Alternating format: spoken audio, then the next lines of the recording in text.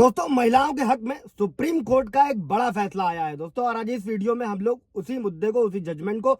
समझने वाले हैं दोस्तों। जय हिंद, नमस्कार, मैं एडवोकेट आशीष मिश्रा। दोस्तों लाइक कर दीजिएगा, शेयर कर दीजिएगा, सब्सक्राइब कर दीजिएगा ताकि ये इन्फॉर्मेशन और लोगों को भी मिल सके दोस्तों। दोस्तों घरेलू हिंसा का सीधा सीधा मतलब होता है घरों में होने वाला अत्याचार दोस्तों, और घरेलू हिंसा को रोकने के लिए 2005 में घरेलू हिंसा कानून बनाया गया था दोस्तों। और किसी महिला के लिए उसी घर में अगर उसकी शिक्षा, स्वास्थ्य, जीवन या सुरक्षा किसी भी तरीके से उस पर संकट पैदा किया जाता है दोस्तों, या फिर आर्थिक नुकसान पहुंचाया जाता है, यौन शोषण किया जाता है, या फिर घर की महिला को किसी भी तरीके से खाना ना देना, बेइज्जती करना, गाली गलौज करना, किसी से मिलने ना देना, मायके वालों को ताना मारना दोस्तों, दहेज की मांग करना, शक करना, किसी भी तरीके की मानसिक या शारीरिक पीड़ा, यहाँ तक कि घरेलू खर्च ना देना, ये सारी चीजें घरेलू हिंसा केस के अंतर्गत आती हैं दोस्तों। वैसे तो घरेलू हिंसा के मुकदमे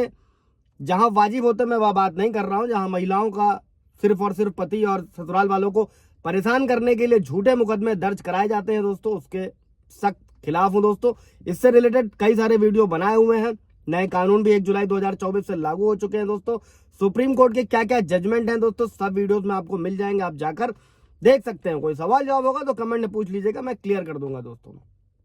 और दोस्तों घरेलू हिंसा के साथ ही जो ये नए कानून लागू हुए हैं, भारतीय न्याय संहिता की धारा 84 में भी ये व्यवस्था की गई है कि किसी भी विवाहित महिला को अगर उसके पति या पति के परिवार वालों की तरफ से किसी भी तरीके से क्रूरता की जाती है तो उसमें भी सजा का प्रावधान किया गया है दोस्तों। चूंकि देश में लगातार घरेलू हिंसा के मामले भी बढ़ रहे हैं, किसी न किसी रूप में महिलाओं को हर दिन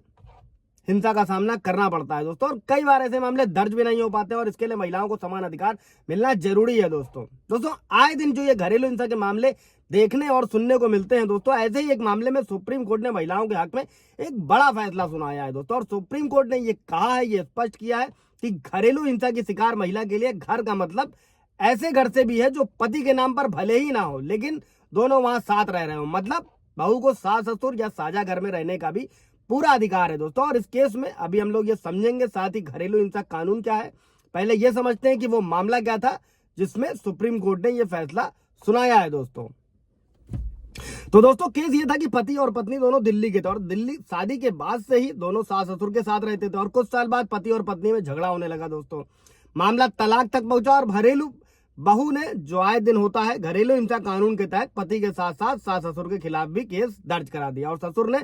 बहू से घर खाली करने को कहा। इस पर महिला ने इनकार कर दिया। इसके बाद सास ससुर ने बहू के खिलाफ ट्रायल कोर्ट में याचिका दायर करी दोस्तों, और ट्रायल कोर्ट ने फैसला सुनाते हुए बहू को आदेश दिया था कि वो 15 दिन के अंदर घर खाली कर दे दोस्तों। और इसी आदेश के खिलाफ बहू ने दिल्ली हाई कोर्ट का दरवाजा खटखटाया दोस्तों, और हाई कोर्ट ने मामले को पुनः विचार के लिए यानी कि रिवीजन के लिए ट्रायल कोर्ट में वापस भेज दिया दोस्तों। और इसके खिलाफ ससुर ने